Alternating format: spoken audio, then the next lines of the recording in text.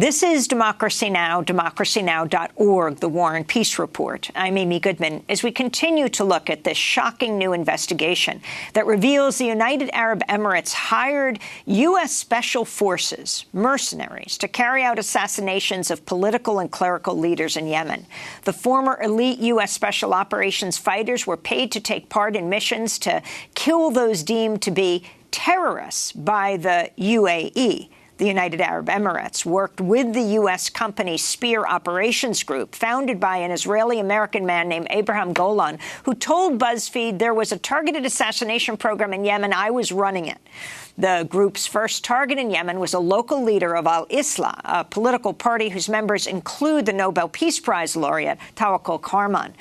So we continue with Aram Rastan of BuzzFeed News, who broke the story. Again, his piece called American Mercenaries Were Hired to Assassinate Politicians in the Middle East. Can you explain more who Abraham Golan is, Aram? His background is a bit murky. He was born in Hungary, he says, and it appears to be true. He seems to have been educated in France, spent a lot of time in France. He says he was in the French Foreign Legion. He obviously has very good contacts in Israel, says he was lived in Israel for a while. He seems to have associated at one point with the former head of the Mossad, Danny Yatom. He's a fascinating character. He clearly, according to the people I spoke to who knew him, former commandos who were American commandos, he clearly knows what he's doing in terms of combat and soldiering. He has military experience. And he's the one who, with another person, set up this entire operation. He met this mercenary scheme was brokered by a man named Abraham Golan, who I'm sure many people are familiar with. He's a former Palestinian politician who's exiled now. He was the head of security. He was the head of security first for in Gaza for a long time, and he in the 90s he crushed Hamas very forcefully, and was accused of human rights violations.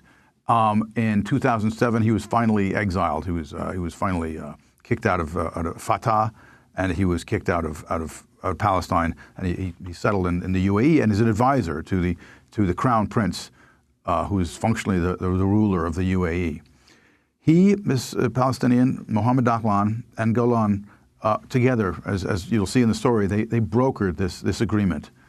What he said to you was quite stunning. Just to quote Golan, he said, "Maybe I'm a monster. Maybe I should be in jail. Maybe I'm a bad guy, but I'm right." He was saying, in part, the reason he was willing to talk to me in part is he seems to want the United States to have a targeted assassination program along the lines of the one that Israel not so secretly has. His argument, and in fact, of course, the U.S. already does have some targeted assassination programs, right? The United States launches drone attacks frequently. And his argument is this is a better method of warfare, that targeted assassinations, if done properly and transparently, are less indiscriminate, say, than bombing, or are better than, say, these signature strikes that the U.S. launches, where they simply bomb individuals when their conduct seems to the United States intelligence agencies to match that of a terrorist organizer. We're all familiar with the signature strike program, and that's his argument. I'm not saying whether it's a credible argument, but it's what he's sort of pitching. The U.S. has, as we know, toyed with assassination in the past. Toyed with? Maybe it's a euphemism.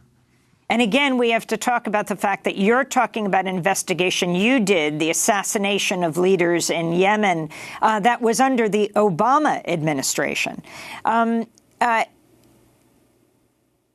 He says, Abraham Golan, I just want there to be a debate. If you can talk about the actual assassination attempt that you detail in the piece of the al-Isra leader. So Ansaf Ali Mayo was the leader in Aden of al-Islah.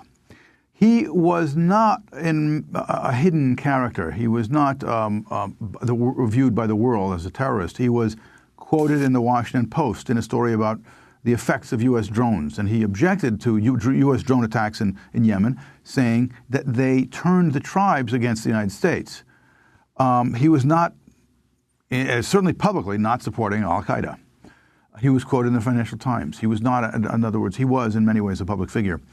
He, according to Mr. Golan and Mr. Gilmore, who I interviewed as well, and a former Navy SEAL, they were handed target cards by the UAE, by an intelligence officer for the UAE, while they were flying to the Yemen the first time. And among those target cards, the most important was this man, Ansaf Ali Mayo. So they claim they formed this scheme to kill him. They said he was they believed he was in his office with a group of what they considered to be, what the UAE considered to be terrorist targets.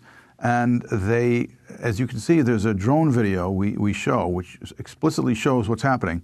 The mercenaries, because we have to call them mercenaries, they're not security contractors, they drive up to the building. There, in the back is an actual UAE military vehicle. The front is a UAE military vehicle. But these mercenaries are not in a military vehicle. They're in an SUV. They drive up. They get out of their car with their guns drawn. One of them carries a bomb. It's a shaped charge with shrapnel. He's going to try to fix it to the door. You can see him walk up to the door, and another one opens fire. It's unclear what he's opening fire at. He's shooting down the street where there are people. They run away. Then the mercenaries start making their exit. They run to the UAE military vehicles to get away. One of the mercenaries has set this charge at the building. They all leave, and then suddenly there's an explosion as that bomb goes off. The one the mercenaries dropped off at the door of this building.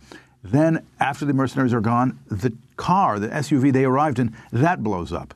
And that, we were told, is to sort of create confusion about who targeted al-Islah back in December 2015. It was December 29th, 2015.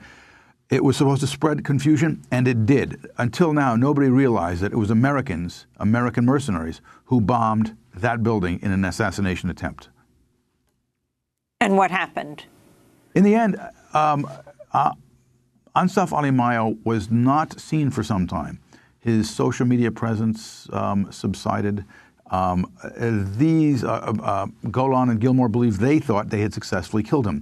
In fact, he is back. He's now he recently met with the UN representative for Yemen.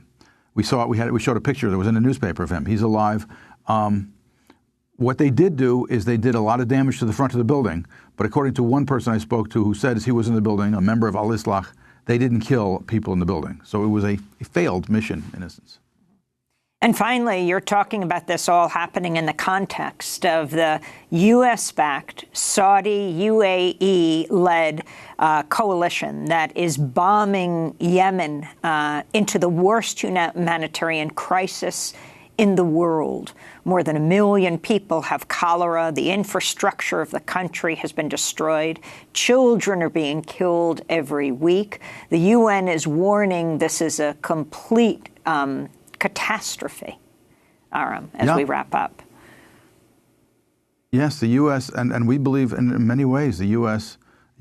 individuals and veterans are far more involved than we knew before. Well, I want to thank you so much for being with us. Aram Rastin, journalist with BuzzFeed News. We'll link to your piece, American Mercenaries Were Hired to Assassinate Politicians in the Middle East. To see part 1 of our discussion, go to democracynow.org. I'm Amy Goodman. Thanks so much for joining us.